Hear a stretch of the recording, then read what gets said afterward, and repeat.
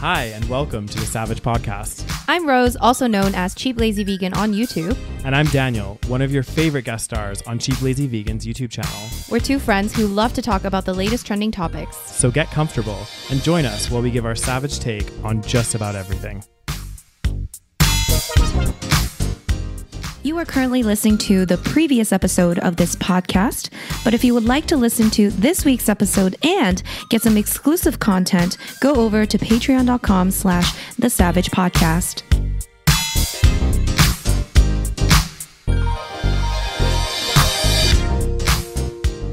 Hello there. Hi there. Hi. Why are we so awkward today? I think it's, you know what? Is there a bit of a lag situation? I don't think it's a lag. I think it's just us being awkward. It's a lag in our brains. Yes, that's exactly what it is. Okay, well, that's the intro, guys. Welcome. Welcome to another episode. Hope you enjoyed that very professional intro. Oh, God. You know, it's probably because, at this time, everyone be feeling some kind of way, Rose, you know? We have quarantine brain. I know. This is so true. Oh my. Well, hello everybody. Hello. although I'm feeling more optimistic today, I have to say overall. That's weird because earlier your texts to me were not very optimistic. Oh God. You were like fucking self-pity mode, full on self-pity mode. Oh God. Dragging me down with you. I be in waves, okay? I be going in waves. And the reason, okay, major waves. Oh God. Honestly, I didn't realize that my emotions could be so turbulent and still this quarantine. And it's literally just like, I don't know about everyone else, but it's just like takes it for like a joyride, I guess. No, but like one of the things that is making me quite happy, I guess, and more positive is I was like going through some of the, I guess the planned, changes in Alberta with regards to restrictions and stuff. And in our province, yes. Yeah, in our province. And it's pretty like optimistic. Like we're moving into the first phase today, whereby like the reopening. Of the reopening, yeah. So restaurants opened, and then every 3 weeks is like a new stage depending on this is like what I feel like they should have done from the beginning is they should have based the stages on the hospitalizations, right? Because the whole point of like pretty much of us going into a lockdown was to prevent overwhelming the hospitals, like the healthcare system, right? Right. So, where was I going with this? I don't know. You're saying how you're feeling optimistic. Yeah. So I am feeling optimistic because as the different phases like progress, and already we're in technically the number of hospitalizations that they need for the second stage, like below that for the second stage. So if we even just stay on track now, we're already going to get into a better stage in 3 weeks, which is like positive, you know, like that makes me feel good. It's like things are starting to open up, and to like not double-edged sword this, but to like, you know, add fuel to the fire. The fact that's not the right term. Daniel, you love to use like random cliche terms that don't make sense. Add fuel to the fire is like when you're pissing someone's already pissed off, and then you like say something else to piss them off more. Well, what I was going to say is you're layering on top of the optimistic cake that you've already. I don't know what I'm saying. And you know what? It's very ironic.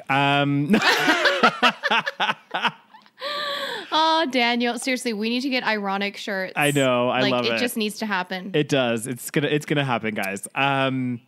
Okay, talk to me. What else makes you feel positive, layering on Daniel? top of this optimistic cake that Rose is baking, a vegan cake, by the way, guys. So layering on top of that is the fact that like, okay, even though like Canada's a bit behind with the rollouts of the vaccine and stuff, the fact that like they've already started vaccinating that kind of vulnerable population as well as like healthcare workers and everything, because those are like the highest risk individuals.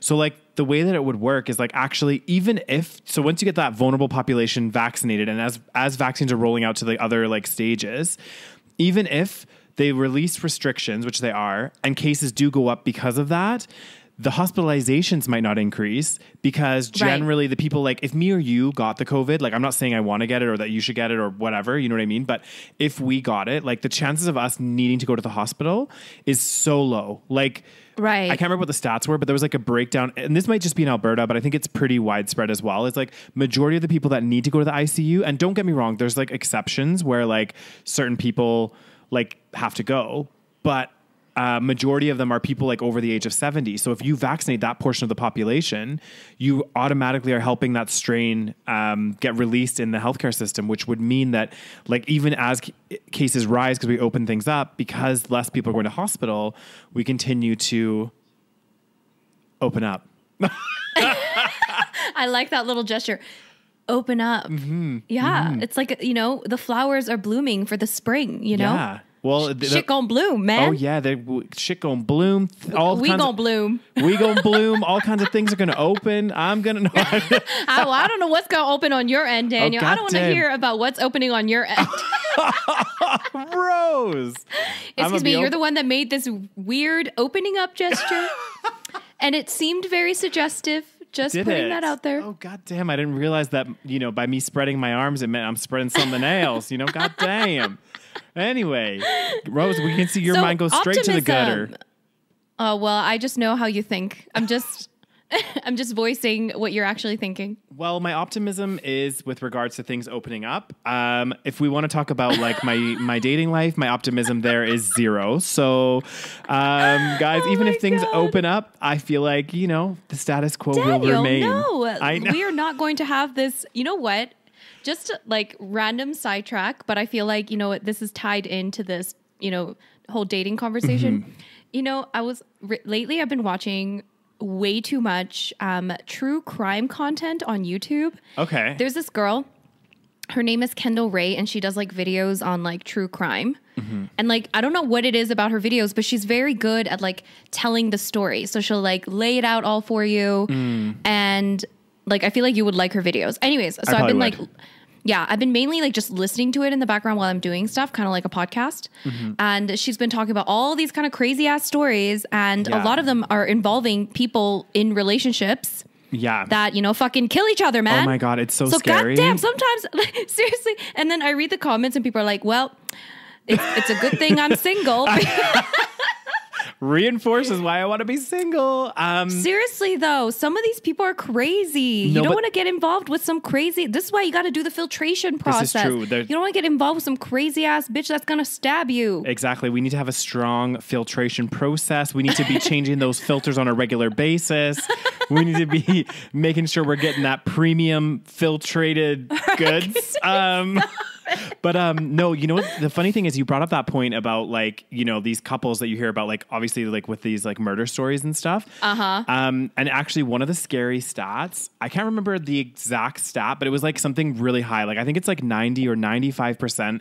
Like whenever there's like a murder or like a serious crime, like 90 to 95%, it's not necessarily a partner, but 90 to 95% of people have a relationship somehow with that person. Yeah, it's like someone they know. Yes, exactly. So it's always like that. And actually, one thing that actually shook my world, not shook my world, but did you watch that? I think it was you that told me about it or somebody else.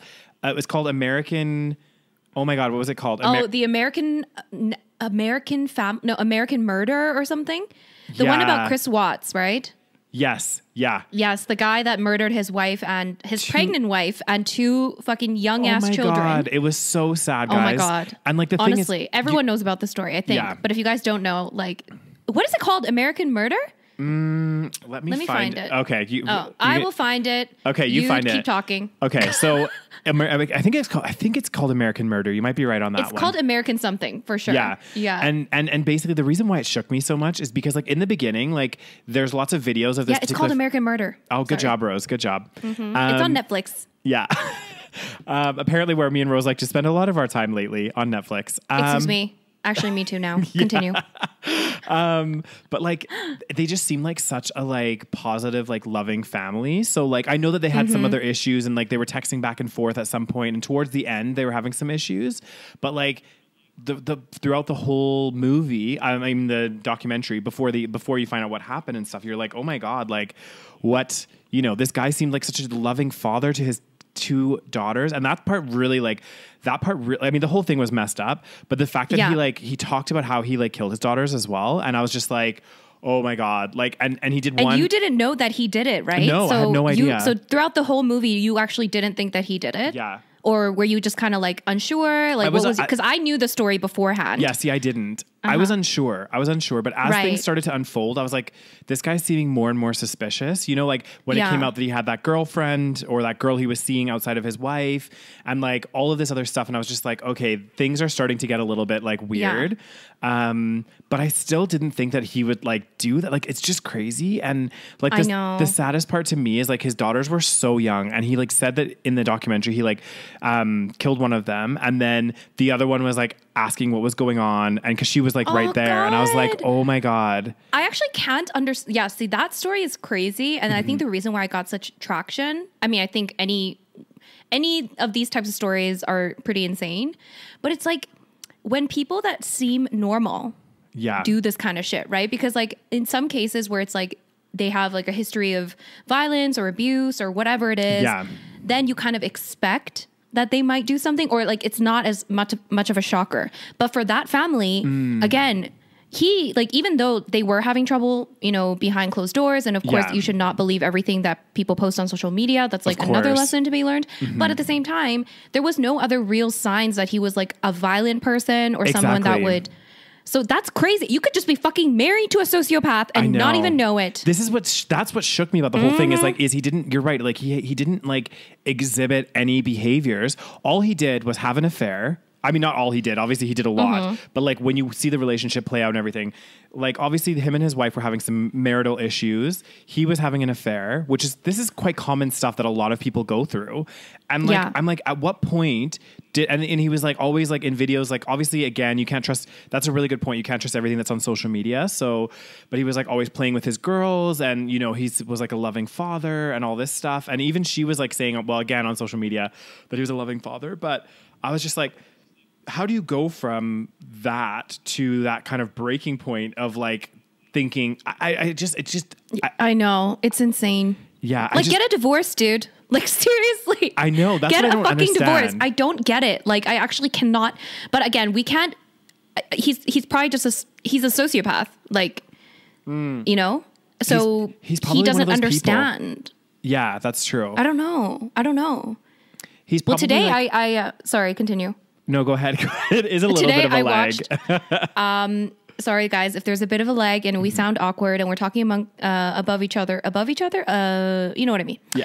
Anyways, today I watched another one of these. Seriously, I need to stop watching these. It's probably not good for my mental health because something about true crime, I don't know why it's so like, you know, fascinating. But anyways, this one other story was also crazy. Basically, it was a story about these 2 teenage girls that basically killed their like one of their best friends. So there was like 3 girls that were like best friends. 2 of them knew each other since like they were kids, like little kids. So they were like family. And then another girl came to the picture. They all became friends. And then they started like, I guess like pushing out one of the girls. And then one day she just like disappeared, got killed. And then later it turns out it was the 2 girls that stabbed her to death.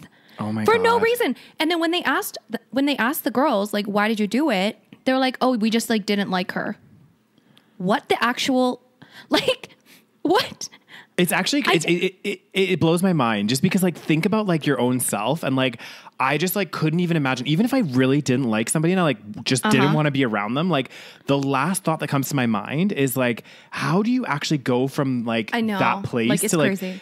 In causing physical harm to somebody, but not even just physical harm, like killing them. Like, it's honestly, it's shocking. And then the fact that another thing that shocks me in many of these cases is like when they have like, you know, a friend, like when 2 of them do it together or like a group does it together and they like plan it out. I'm like, so how does that conversation start? Like just imagine. Hey Rose, I wanted to actually talk to you about something. There's something I'm planning. Like, how do you just put out a feeler to see how like the reaction goes? I think like, how does that? I think you just go to a coffee shop and you just broach the subject there, you know, over some nice lattes. Oh my God. Honestly, it's actually crazy. Like, so yes, one thing to be thankful of is that we are not, I mean, as far as we know, we are not surrounded by sociopaths. This is very true. And actually, one point that I was gonna what's it called? Gonna make when how you were saying about how all of these. Oh my God, I can't even talk today. All of these crime, like this channel that you've been watching, it's not good for your mental health. And I'm just going to speak from experience, guys, because I think I've brought this up on the podcast before. But there was a period of time, because they are fascinating. Like when you, like, in a sense, it's because it's like the unknown. Anytime it's like the unknown, it's like, or something that's like so far out there that you're like, I can't even believe this actually happened. It's going to draw you in and like get your attention, I feel like, at least. And so I became obsessed with Forensic Files and was like watching them. Is that the old show? What's that? Is that the old show? Yeah, it's Is it kind of old? Okay. Yeah, it's like old. But I was watching that, but like also there's like tons of crime documentaries. I was like watching it all. So many. Yeah, like real, like ones. Oh my, like it's, yeah. Yeah. Ones where they like reenact the like crimes, and then they have like a voiceover and they're talking about it. Like, so many different things. And I'm not kidding you, Rose. Like I had to stop because I was like, honestly, I was getting into like a very like dark like headspace, because then you start to like really question, like, because you see so much of it all the time, you start to be like, oh my God, is everybody like this? And you have to kind of like take a step back sometimes and be like, hey, you need a break, Right. So just be careful. Oh God. Well, okay. Yeah, no, you're right. Yeah. Like I need to be careful. Like just watch a few, and then, if you feel like you're starting to feel a little bit kind of jaded, then maybe just start to watch something like positive or, something else. Cause I'm just telling you from experience, I was like super into them, and I was like watching so many. And I think there's something to be said, like maybe it's because your mind gets overstimulated, like with all of these horrible and graphic stories, that it does impact you. Right. So then you're like, oh God, like, you start to get overwhelmed and you start to think like, I don't know. That was just my experience. Maybe you're different than I am. So who knows? Yeah. Oh God. Yeah. It's probably not healthy. So far I'm okay. So we'll see. I'll keep you guys posted. Yeah. If on the next podcast episode, Rose is a little bit like going a bit crazy, then we know why. And we'll just tell her to lay off those true crime series and stuff. I mean, I don't know what it is about them. Like, why is it that we're so fascinated with that stuff? Because it's like a movie. Like, it's almost like it's so unreal. It seems so unrealistic. Yeah. So for this to happen in real life and to hear about these stories, like two teenage girls killing another one of their friends, that sounds absolutely insane. Like for crazy. No reason. Not even just like, they were just fighting and then it happened by accident. Like, they were planning this out. Yeah. So like that shit is crazy. Oh God, I know. That's just like. But also maybe it's good because then we can like spot some like if we meet somebody like friends or relationship wise and they seem a bit off, listen to those red flags. Oh, yeah. Okay? Listen to your gut.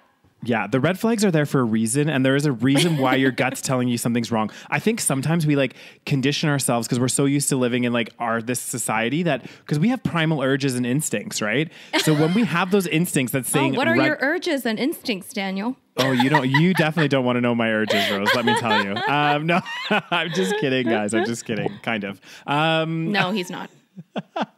Continue. But no, like if you're getting a feeling about someone and it is really like, you're getting like red flags or kind of an uneasy feeling, I think you should kind of try to listen to that. Like maybe give the person a little bit more of a chance, but like at the same time, note the red flags, keep them in the bank of notes. And if something else happens, then you're like, hey, this needs to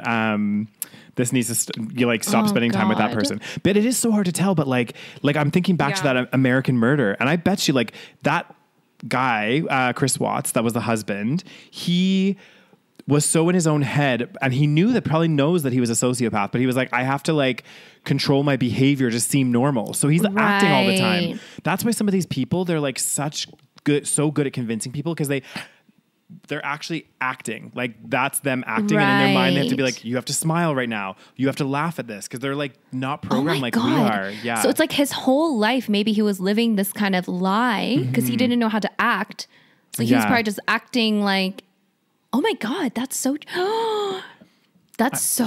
scary. I know. So then he probably just snapped one day and was like, fuck this. Yeah. He's just like, he just freaking, just lost it. That's so, it's so sad. It's so sad. Like there was another one. I can't remember. I think it was like something Lacey or something. And I can't remember, guys. Sorry, but there was like another really horrific one where this guy like killed his wife that was pregnant and like left her in a lake or something. I think was that like a long time ago? Yeah, it was like in 2000 something. I think this story got compared to that story because it was very similar. Like he also had an affair, did he not? Yes, he did. Yeah, he did. Right. It kind of reminds me. Okay, guys, if you have an affair, just divorce. Okay, people divorce all the time. Just break up. Exactly. Seriously.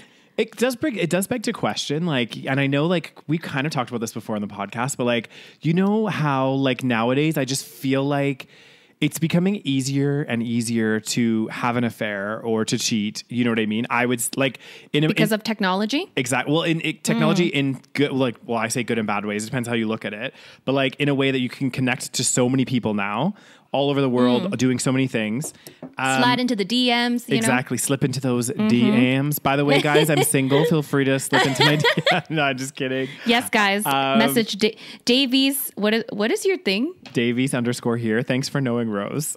Excuse me. I do know once I actually go on Instagram. Okay. Davies _here is Daniel's Instagram. Yeah. If anybody wants to slide into his DMs. And if you want to slide into my DMs, please message Daniel so that he can relay the information because I never check my DMs. That's true. You don't. I'll send Rose a message and like she won't get it for like a long time. And also on Facebook, you're even worse because I remember my phone. I don't check. I know my phone got stolen and I like basically got mugged. This was back in Spain, and I was like, we were supposed to have a recordation, and I was like, shit. Recordation. So I like tried to message Rose. I was like, I don't have her number. Did I email you as well? I can't remember. Yes. No. This is how I got the message because I hadn't checked my Facebook and I never check my Facebook messages. And like seriously, I'm sorry, nobody uses Facebook. But anyway, unless you lose your phone, apparently. Yeah. So I didn't check my Facebook messages and yeah, I guess I was checking my email, which also like I don't check very often. This was like my personal email. So you had messaged me and I think that's how I knew. Yeah. But I also may have I think I noticed. I think that's why I checked my email. Yeah. Because I think I noticed that it's been like a few days. I was like, okay, what's going on? And then I checked my email, I think. Yeah. But yes. Yeah. And wasn't the subject line, I've been mugged or something? Yeah. Something like that. I had a good laugh. I was having, actually, it's funny about this, guys. I was having a reflection, and sorry if this is like a broken record and whatever else, but I was having a reflection on my life since I've turned 18. Oh, God. About how much shit. Since you turned 18. Yeah. How much shit I've had stolen from me. So I had when I was 19, my apartment in Toronto got broken into. What? Yeah. They stole my laptop and they stole my camera at the time. Excuse me. How do I not know about this story? I know. I'm surprised I've never told you. Well, here we go. Did you live in some shady ass building? Story time. Apparently we're not talking about any. We have some news, right, Daniel, to talk about later? Not so much. Okay. Well, clearly someone didn't do their homework. Continue. I'm feeling some kind of way, Rose, okay? Feeling some kind of way. Okay, let's story time. Daniel got his shit stolen once again. Oh, yep. So, story of my life. So, okay, tell us, give us a picture. You're living in Toronto, 18 years old. Yeah, 19 years old, back in the day. And I had this apartment in Toronto with my friend. And the actual apartment itself was really nice. Like, it was super spacious. It was a 2-bedroom, 2 bathrooms. But it'd be in the ghetto. Yeah, it was in a rough area-ish. And the building was like, it was so annoying because you had to have a key card to get in. But like the front door was always open. Like I pretty much never used my key card to get in because people would always be like leaving it open and stuff. Oh my God. Like, I know, it was so annoying. And then like, even if it was closed, the like back door was always open. So I'm like, what? I know. That's so unsafe. I know. I complained to like the office so many times. I was like, why is there like this door always open? Like there should be an alarm or something that goes off. And also it was kind of like, I felt really bad. There's this one guy, there was some very interesting characters that lived in this massive building. And there was one guy that was like blind, and he would stand sometimes at the front door and just like wave his stick from side to side, like screaming. It was like really intense. Oh, because he had a bit of a mental illness? Yeah, it was like a lot of stuff going on. So the whole building He lived in the building? Yeah, he lived in the building as well, yeah. Okay. So it was like a really kind of interesting place. Anyway, so I was at work, I was coming home, and literally like got back, and it was the weirdest feeling because I like came down the hall to my apartment and the door was just like open. They didn't even bother to close the door. No. And I was like, oh my God. And my roommate was actually in at the time though. Like she was like, What? she'd just come home. And I was okay. I was like, oh my God, like what's happened? And she was like, oh, we've just been broken into. And I was like, fuck. And so then she wasn't home when this happened? No, she wasn't home either. She got home before I did. And then, but like only like not even that much longer than me, I don't think. And I was just like, oh, fuck. Noticed my laptop was stolen. My camera was stolen. And they had like gone into our rooms. And like I had kept a lot of my stuff in a suitcase because I just moved there. And they had like ruffled through my suitcase. And like, because I don't know why, but like you just feel so like kind of violated when that happens. Yes, for sure. So we called the police. And the police were there within like maybe an hour or two. Okay. Like dusting for fingerprints, like doing all kinds of stuff. Like what? Yeah. They did the whole shebang. Oh, the whole shebang. They were actually super nice, super helpful. Really, really a positive experience with the Toronto police, which is interesting to contrast the time my apartment got broken into in London, where I also filed a police report. Why does your apartment always get broken into? I don't know. Oh my. Okay. Tell us about London then. Yeah. So London, my apartment got broken into, but it was kind of sketchy because I was sharing the apartment with like 6 other people and my room was the only one that got broken into and stuff stolen. So I actually thought that it was one of your roommates. Yeah. I kind of like, I don't. It could have been. Yeah. We still don't know. We don't know for sure. Yeah. So anyway, that happened. So basically my window was wide open and someone had crawled through my window, I guess, and like took my MacBook, my camera for this. So this is my second laptop that's been stolen, my second camera that's been stolen. Was your door locked? Not window. No, my door didn't have a lock on it. Okay. So it could have easily been one of your roommates because you lived on the second floor of that house. Yeah. So it would have been a lot of effort to like break in from outside. Exactly. Plus my window was like my bedroom was above the kitchen and like the roof of our kitchen was like a glass roof. So like someone would have had to crawl across a glass roof. Somebody from in the house stole it, Daniel. I've been telling you this from the beginning. It's someone from your house. I was like, dude, it's one of your sketchy flatmates that stole your shit. Probably. Who knows? That's to this point. So filed a police report with the London police this time and they never showed up. No one came. I think I complained and I was like, I don't understand what's going on. Like it's been 3 days. And you know what they did? I was at work, come home from work and they'd come during the day when like no one's home. Luckily one of my flatmates was home and like let the police officer in. Didn't even look at my room. Didn't do anything. Left a pamphlet, pamphlet about like ways to prevent your house from getting broken into. Oh my God. I was like, thanks. Like, I know they have bigger things to worry about, but at the same time, I was like, you know, like, at least take it a little bit seriously. Like, yeah, it was bad. So, no, they're not going to take it seriously. Mm-hmm. Yeah. So to summarize, guys, laptop and phone stolen. Laptop and camera stolen in Toronto. Laptop and camera stolen in London. And why is it always laptop and camera? I know. Because I always have them in my room together. So, and since then I haven't bought a new camera, which I need to do at some point. And then I had an iPhone 4 stolen in London. Daniel, I told you nobody stole your iPhone 4. They did. To this day, Rose, not true. I disagree. To this day. They knocked it out of your hand and realized it was an iPhone 4 and then threw it on the ground. Yes. Then I had... Guys, no, wait. We have to stop at this story because I have to tell the backstory. Oh, God. So the reason why I'm joking about this iPhone 4 is because this was like in what year? This is like the year when like already iPhone 8 came out or something? It was not the 8. It was like maybe the 7, okay? I don't know. But it was just like a running joke. Like I obviously don't care if you're using iPhone 4, okay? Mm-hmm. But it was just funny because like yours was outdated in the Apple world, okay? Yeah. And so all of our friends would just make fun of Daniel all for the his time. iPhone 4. I would we would be like out for dinner or something and I'd be bringing my phone out and everyone would be like, oh my God, Daniel, you still have that phone? But I think we made fun of you more because of your reactions, because your reactions were always just so priceless. Like you were so defensive of your iPhone 4. Like it wasn't even just like, oh, whatever, I don't care. It was like, no, this is the best.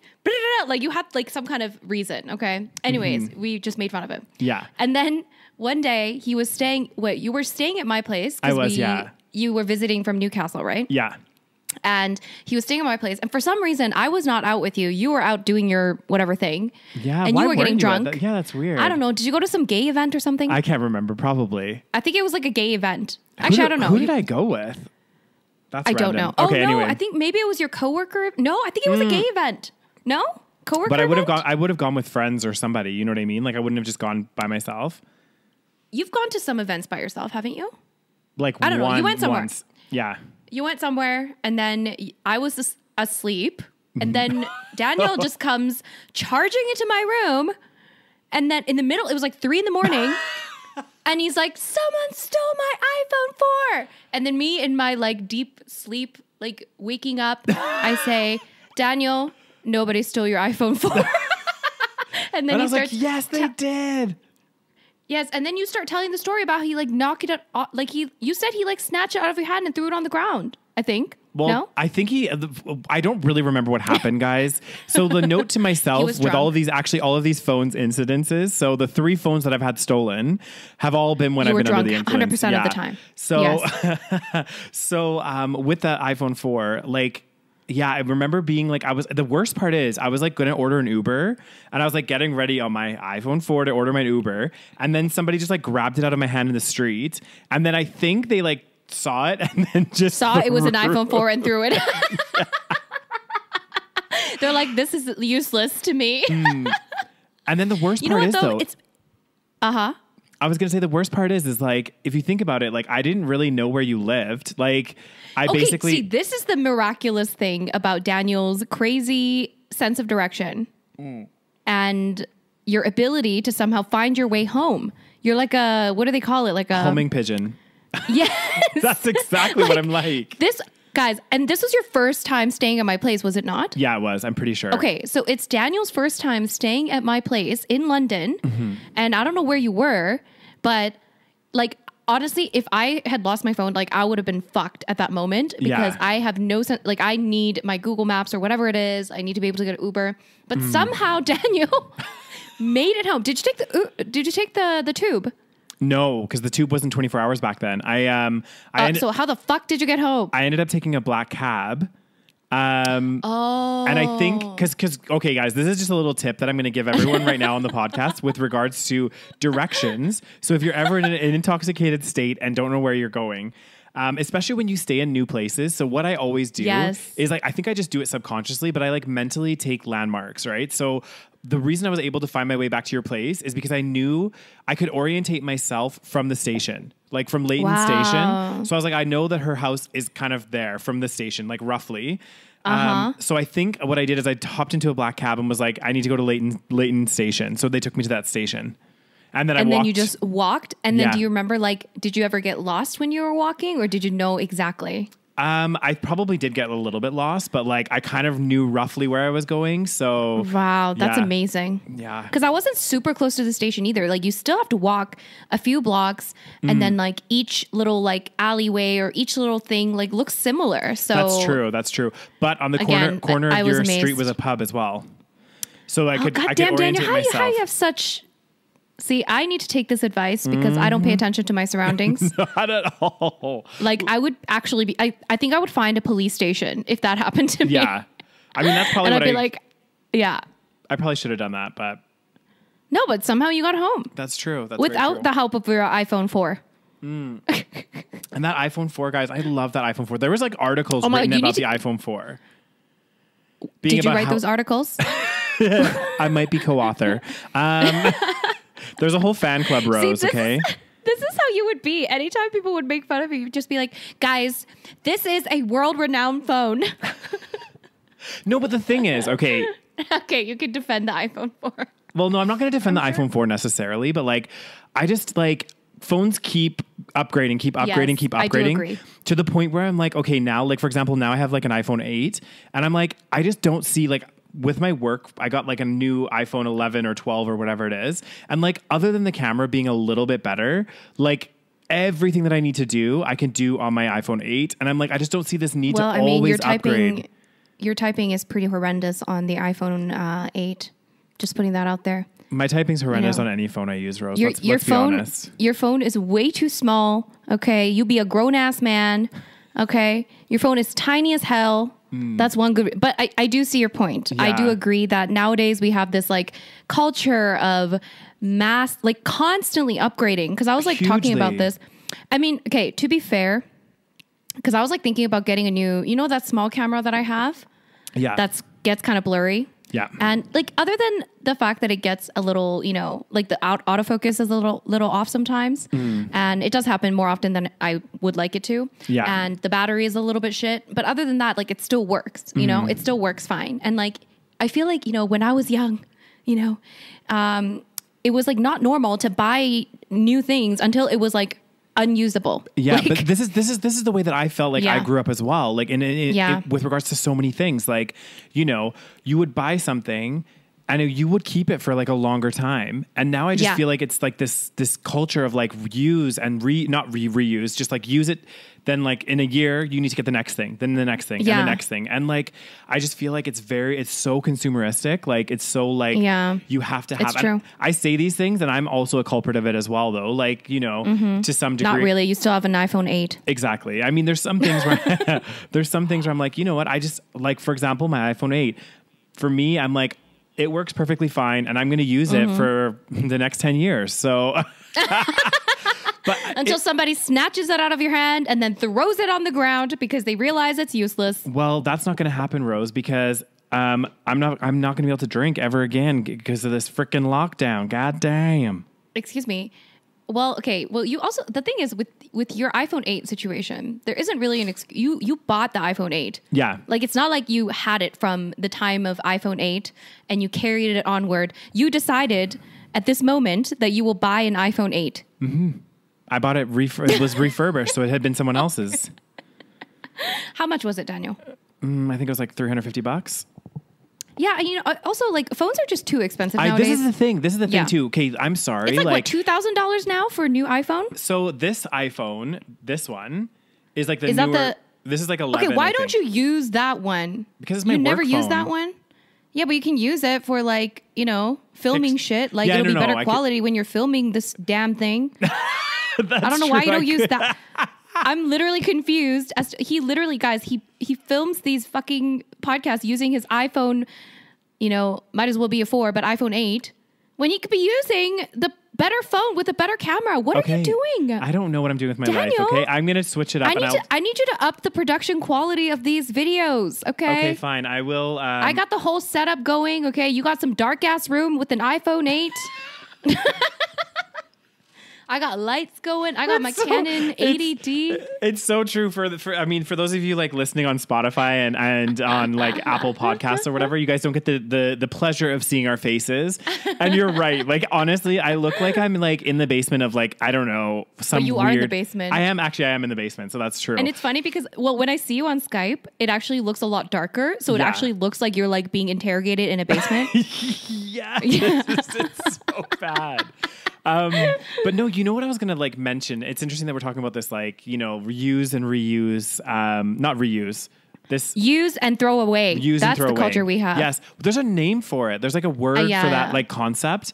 I can't think of it off the top of my head, but there's two things I wanted to touch on about that. So number one, this culture, obviously it's causing many problems across the world, but like one of them that is like really, really big is in the fashion world. So you're having a lot of these fast fashion. Yeah. Yes. Fast fashion where like companies like Primark and, you know, some other like lower cost retailers are like just pushing stuff out for like super cheap. Yeah. So people are like, oh, I can buy like a whole new outfit for like 20 pounds. And then you wear it once and get something else and throw it out. And like, it's so bad.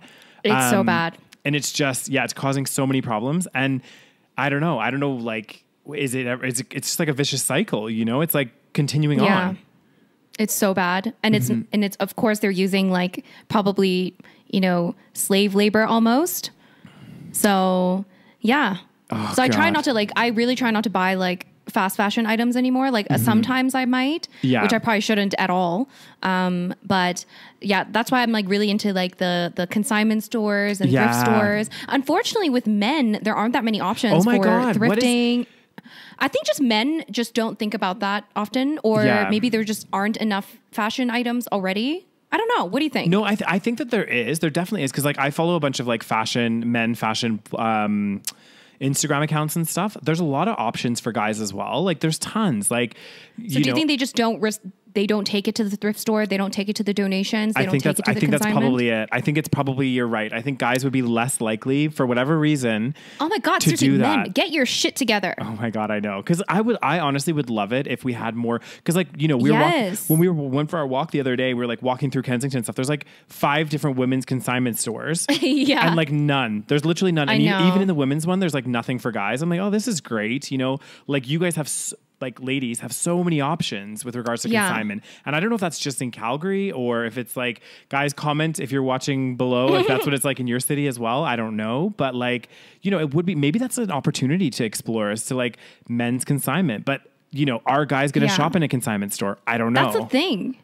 Well, I mean, I think maybe in bigger cities where, you know, thrifting and consignment is a little bit bigger, there might be some more male options, although I'm sure there are a lot more female options. Yeah. And I do think that there is, again, there's this thing with male culture, okay?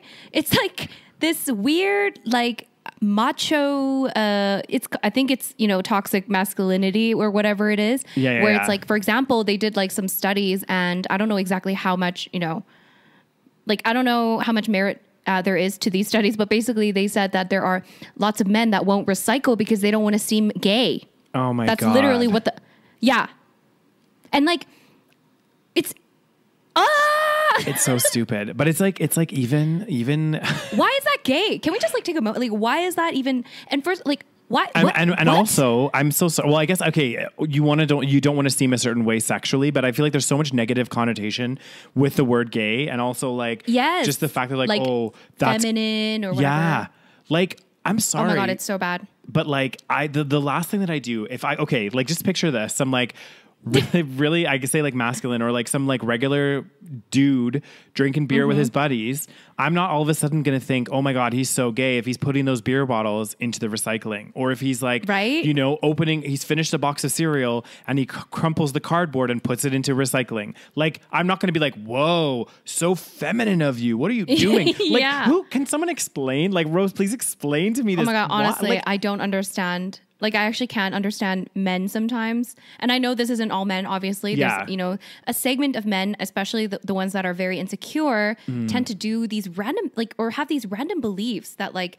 certain things will make them, like, feminine. Like, even the vegan thing, like, going vegan is going to make you feminine. Yeah. And it's like, okay, what, like, how insecure are you? How insecure are you? But it's the whole culture that, like, you know, perpetuates this kind of thought process, I think. Yeah. So I would agree with you, because it's like, and I think it's like for generations and stuff too, because like even with my parents, for example, like, oh God, I'm getting them to recycle more. My mom, she's like really keen and stuff. But like my dad, it's been a bit more of a struggle to get him to like recycle. And again, it's not, you know, I don't know if it's necessarily that he's like wanting to seem some kind of way, but I think also some of it might be like, I don't know, they just don't, like, he just doesn't see it's not an issue that's directly impacting them, so they might not see it as, and maybe the culture, you know, when they were young, it was a bit different. Yeah. So, but I always say to my parents, especially if they're like not, they've gotten so much better since I've been home with recycling and stuff. But I was like, and I think that people should think this as well. Like in general, like if the landfill was right next to your house, I think that you would be more inclined to recycle. Like, it's just, and in like, I know it's not like this in all cities, but like where we live, it's quite easy. Like, it doesn't take that much effort to recycle. So like, I just don't see what the challenge is. You know what I mean? Like, well, although there is some argument to say that recycling, isn't, how do I say? Sometimes what happens with recycling is that people think that if they recycle, then it's all good. There's going to be no problem. So let me just consume whatever, buy as much plastic, do whatever. Yeah. But now I think a lot of people realize that, I mean, actually not a lot of people, but some people realize that, you know, it's actually, the recycling process is also a bit sketchy and shady, and we don't actually know how much of it's being recycled. There's a lot of fucking like issues with the recycling industry as well, which is also fucked up. Like the things you learn when you grow up and realize that everything is fucking tainted by corruption and capitalism and all these problems. But is anything pure anymore, Rose? God damn. No, nothing is pure. Even recycling, something we thought was like, okay, this is the best thing ever. First of all, there's a lot of issues with recycling. Like, for example, like they don't recycle certain things if there's like a little bit of food particle on them or something. Like, did you know that? So if you have like a food container, you have to make sure you wash it out properly. Yeah. So if there's like a little microscopic or like a small piece of food, I mean, I don't know exactly. Yeah. But like there are certain things that, first of all, we don't even know. Like I don't even know.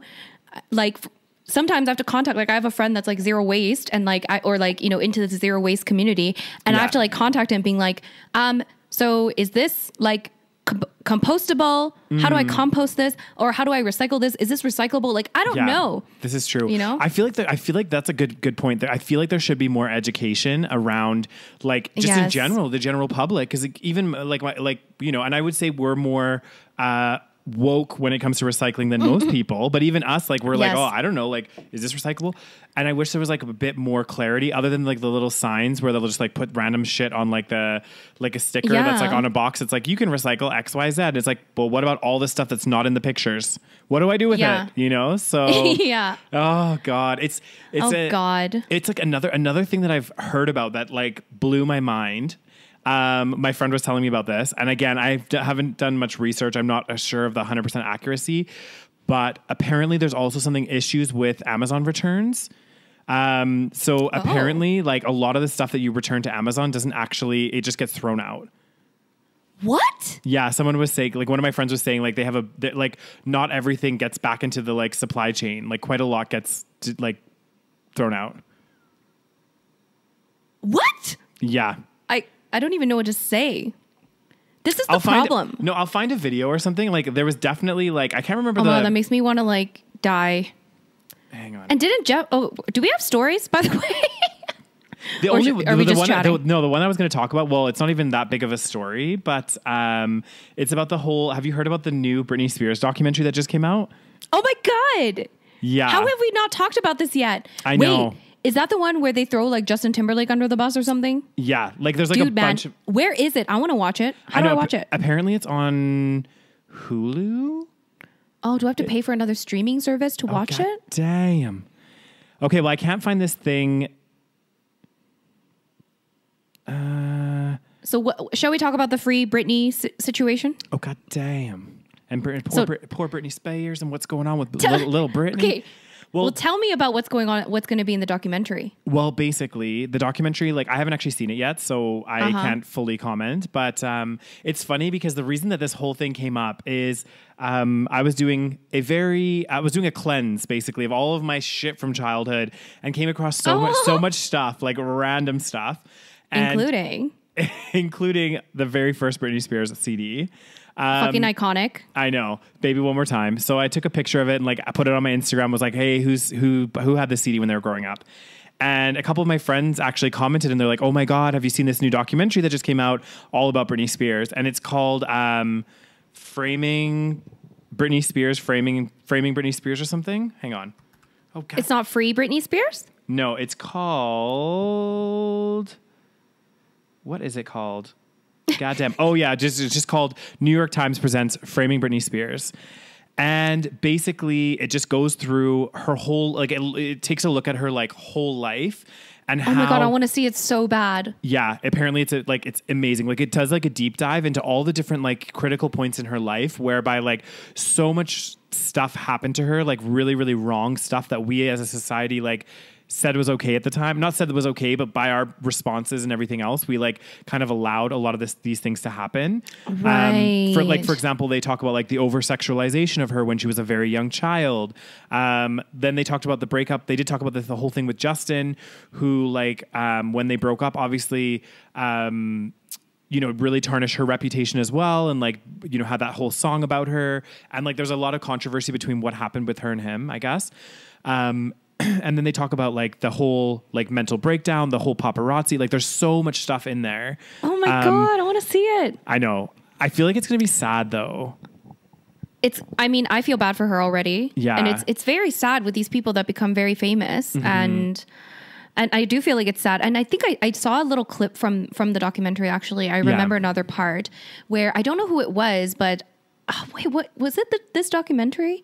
But like somebody said something like really cruel about her. Like it was almost like a threat of violence almost. And it was like in the media. Mm-hmm. And like, I guess people just kind of brushed it away. Something like that. Okay. Again, I'm not sure exactly the details, and then, during an interview, somebody like Brought mentioned it to Britney Spears, and she was like, "Oh my God, that's awful." I feel just bad for her. Yeah. Like, it's and horrible. I don't know, was she involved? Do you know, in the documentary? I actually don't know. Again, I haven't seen it, guys. So I don't know if it's just like footage of her like life and like it interviews like several people that were like, I guess, close to her and stuff. Or people that just like knew her story through the media or whatever it is. But I think like hers is just like, it is such a sad story. Like, you know, you had this person that became like, I think part of the good and bad of Britney Spears is she just became like a global icon so fast. Yes. So young. And like when you have that level of fame, it's like not many people, even like other celebrities, they don't reach that level of like superstardom, you know, like, and also the way like during the early 2000s, like from 2000 to like, I don't know, but even now, but like the early 2000s, the paparazzi were savages. Like, right. They didn't give a absolute about nobody. Do you know what I mean? Like, right. They would like chase people down. Especially Britney Spears. Yeah. Well, and she, I remember there was one interview that I saw like years ago of her. Cause I still love her. And I was like such a big fan back in the day. And like, I was like a diehard Britney Spears. She's a queen, dude. Yes. I still listen to her songs. I know, me too. Like her songs are fucking good, man. And they're so catchy. What is your favorite Britney Spears song? Oh, that's a really hard one. I would have to say one of my favorites. I really like Toxic. You love Toxic. I love Toxic. What's another one that I really like? Ooh, there's so many good ones. I like Give Me More. Oh, you like? Oh, interesting. What else? That's like kind of past her prime. I know it. Well, according to like, yeah, you're right. That's when her like record sales and everything started going down and stuff. But what else? I liked Hold It Against Me as well. That was a good one. Oh, wow. These are very different choices than I would make. Or I'm a Slave for You, another classic. Oh, that one's my favorite. Is it? That one, I've, oh my God, it's so sexy and it's so good. It's so catchy. And like, if it came out today, I feel like it would still be a hit. Like, it's so good. Yeah. And like her performance, like in MTV, whatever that performance was, is like the hottest thing I've ever seen. Like, I was like, damn, like I'm basically like it was so good. Yeah. So I'm a Slave for You is like the best. Yeah. Other than that, I like Me Against the Music. Oh, that's another good one. Yeah. Like so good. Me Against the Music. That whole, to be honest, In the Zone, that whole album. Oh my God. So it was good. iconic. Yeah. And I also love Baby One More Time. I think it's just a classic. It's so cute. It's like bubblegum pop. You know what I mean? Like that was like, but it's also sexual. Yeah, that's when she's like, you know, wearing her crop top schoolgirl outfit. Yeah. I don't know. There still is something about Britney Spears, but during that era, there was like, you know, she had that like it factor that everybody kind of went to. But what is happening to her now? It's so sad to see. She needs to move somewhere outside of, does she live in Hollywood still? I imagine she does. Yeah. She needs to like move into like some sort of Zen location where she's kind of like away from stardom. Exactly. And get the fuck off Instagram is what she needs to do. Oh my God. I know. Like, don't be posting any more videos. Just like go and, oh my God, and you honestly. know what I think too, like a part of it, well, she's kind of doing that now. Cause I know she hasn't really released any new music lately, I don't think. And she's kind of like it seems like she's almost trying to take a step back a little bit from the spotlight. And I'm like, you know what?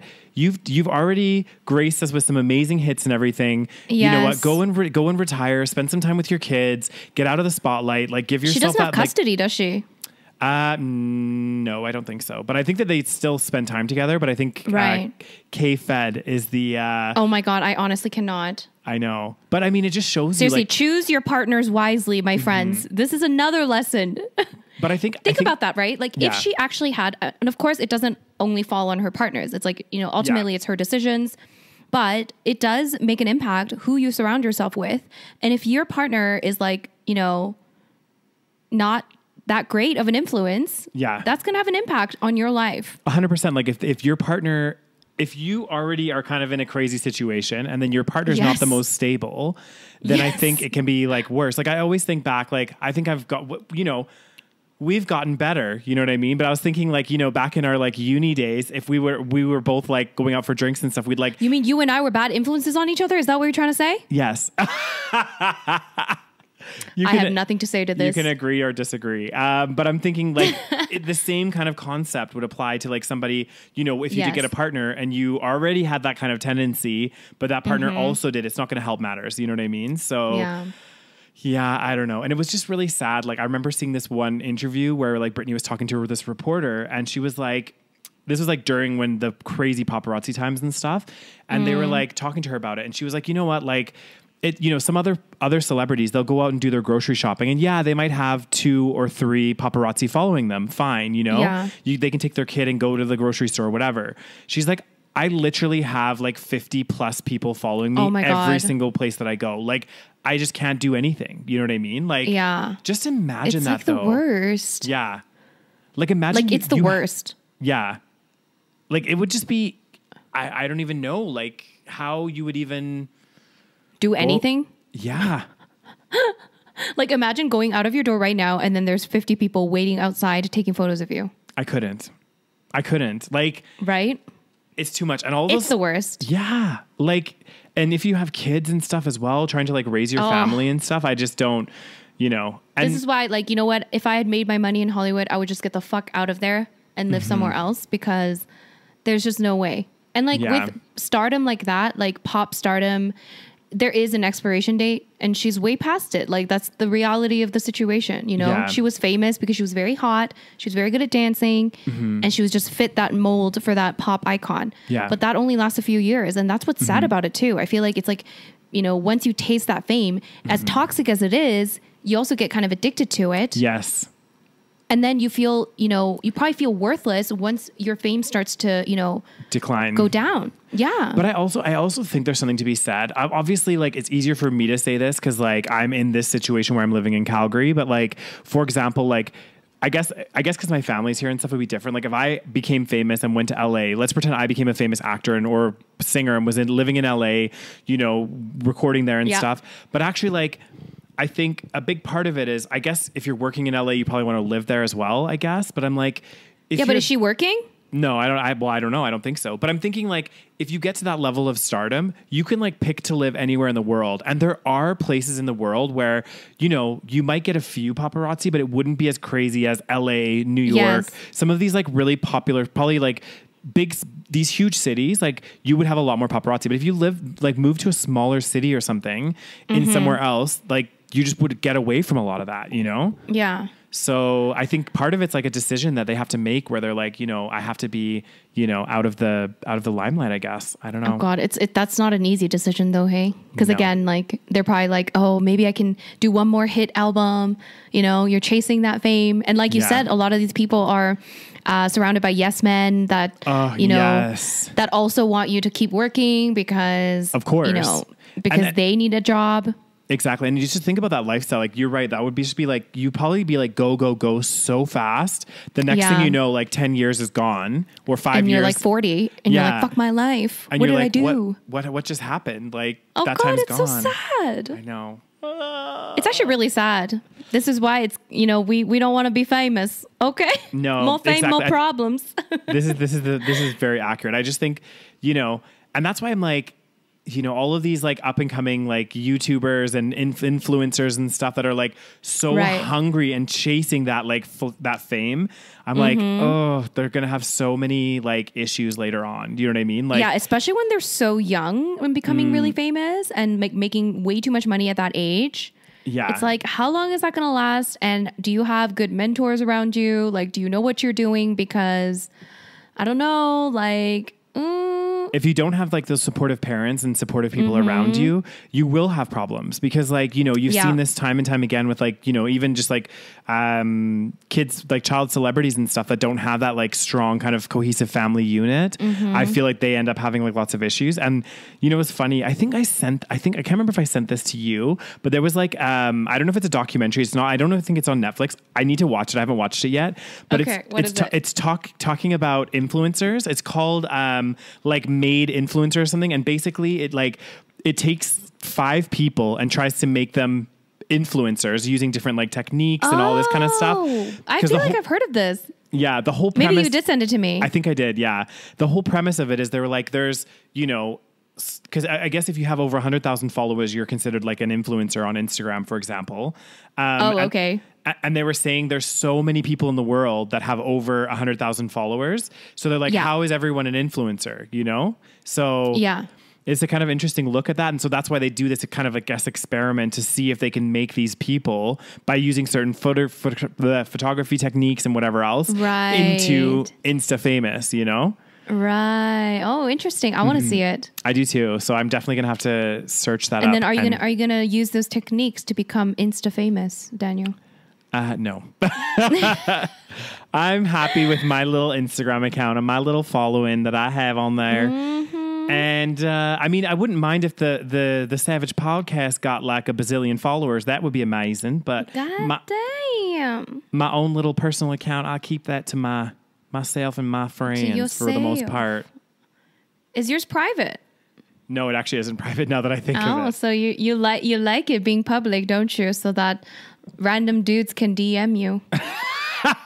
So to the 3 dudes listening to this podcast, please go and DM Daniel. Oh gosh, Rose, let's not. Okay, I don't want to slip into a dark place too quickly here, guys. You know, no, I'm just kidding. Why is that a dark place? Because I just feel like dating lately. Well, because of the COVID and everything else, it's just like, I mean, we all been stuck at home. Okay, this is so true. But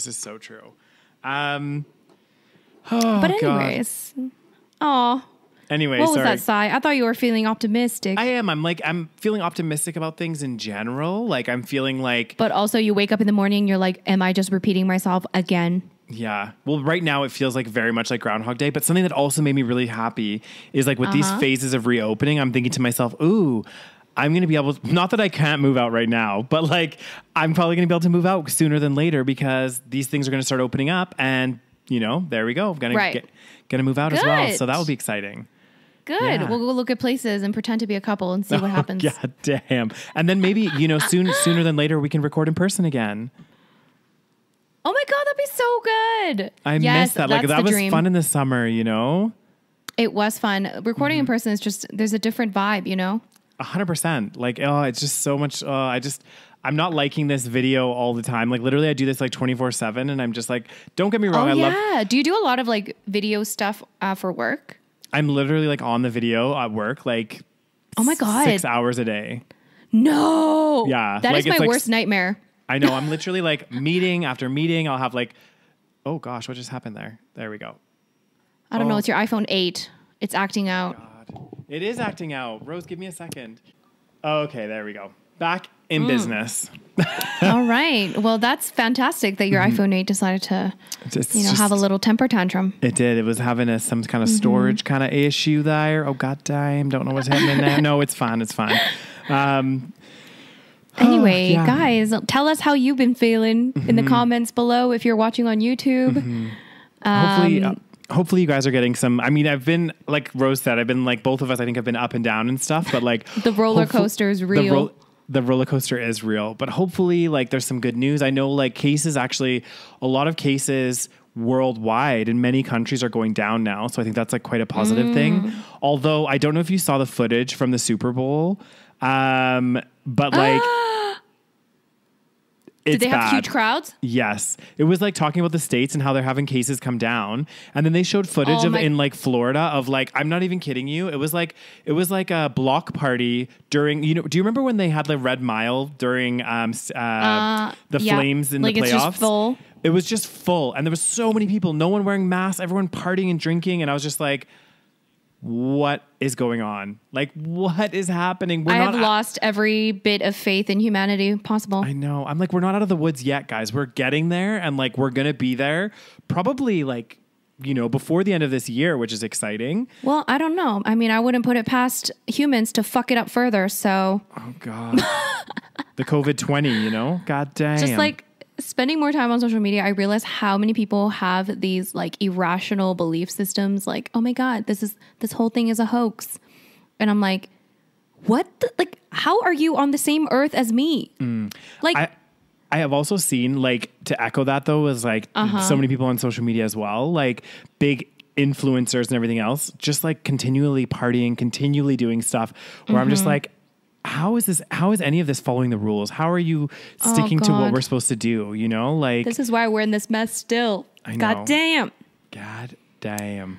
Well, anyways, we started off kind of positive and we ended on this a negative note. God damn, guys. Do you have anything else positive to say, Daniel? Well, it's minus 25 outside. That's another reason why we'd be feeling all kinds of ways. That's very true, actually. Like this Guys, weekend. it's minus 25 degrees Celsius. For those of you that live in the States, I don't know what that is in Fahrenheit. Look it up. It's goddamn freezing cold. It's goddamn so cold. And it was like that the whole weekend. And not only does it like minus 25, but like it feels like minus 35. Minus 30. Does it feel like minus 35? I think so. I remember they were saying on the news, it was like, feels like minus 34 or something. And I was like, oh, why? I know. Why do we live here? Like I was saying to my parents. Why do we live here? It was so funny. So apparently, according to my phone here, it's saying in Calgary, it's minus 29 right now. And it feels like minus 36. Well, you know what? Let's be thankful that we have warm homes and that we are nice and toasty at home. That's true. Because, yeah. I said to my parents, I was like, just actually today, like literally right before we did this podcast, I was like, why did you guys choose to move to a cold ass country? Could have been Vancouver. I know, or they like, cause they were living in England before. I was like, why didn't you like move to somewhere like Spain or like, you know what I mean? Somewhere that's hot. Why did they move? Why did they move to Canada? Because my short story time. My dad's dad was living here already, and he was living in Calgary, so it was kind of like they kind of knew. So that was like kind of the stepping stone, I guess. My parents have no excuse. Yeah, could have moved to Australia. Oh god damn! Then you would be Australian. You could have an Australian accent, Rose. That'd be so funny. I know. I could be living in Sydney. It's true. Could you imagine like how I always think like how different, your life would be? Like I always like, do you ever think that like, oh, how would it have been if you would have grown up? I always do. Yeah. I'm like, what if I never moved to Canada? What if I stayed in Korea? What if I moved to Australia or New Zealand? That's another option. Yeah. My parents' 3 choices were Canada, New Zealand, and Australia. Yeah. They're like, fuck the States. We're not moving there. And to all of our U.S. listeners, we apologize. Love you guys. Love you guys so much. That's funny. I'm sure I would have had a good life if I lived in the States too, but who knows? I think you probably would have had a good quality of life in like Australia, New Zealand as well. I think those 3 choices that your parents had, they're good. They make sense. You know what I mean? Like Canada, Australia, New Zealand, like, we complain and stuff about it. The thing about Canada is it does get so cold here, but like overall, like I would say we have a pretty good quality of life.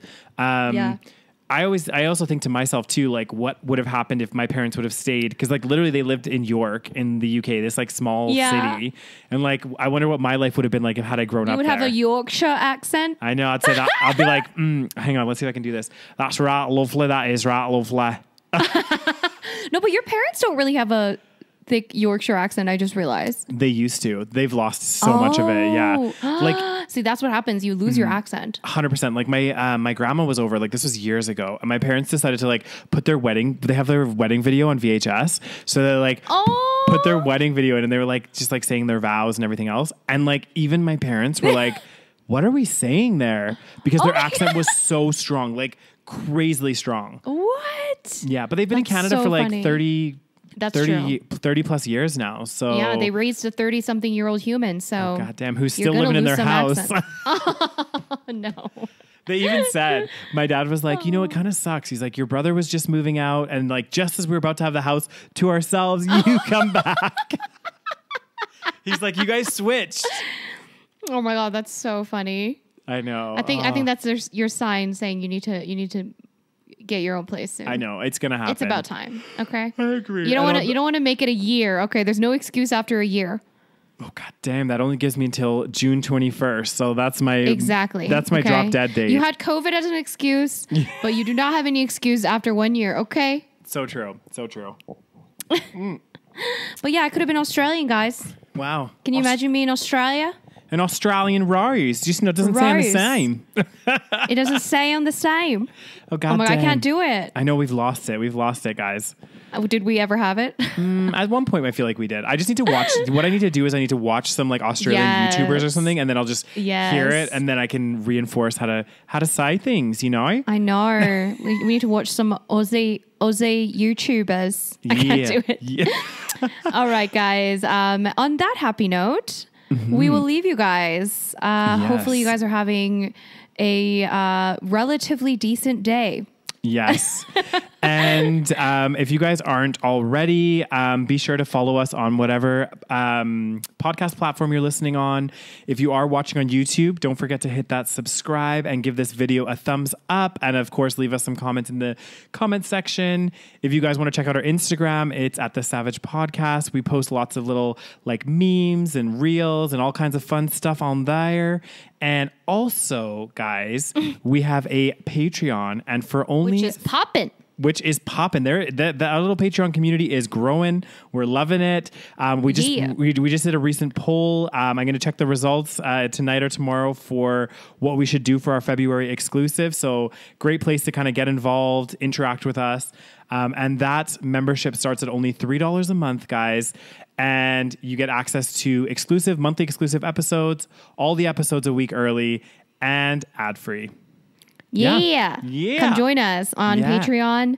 Thank you guys so much for listening, and we will catch you next week. Yeah. Bye, guys. Bye.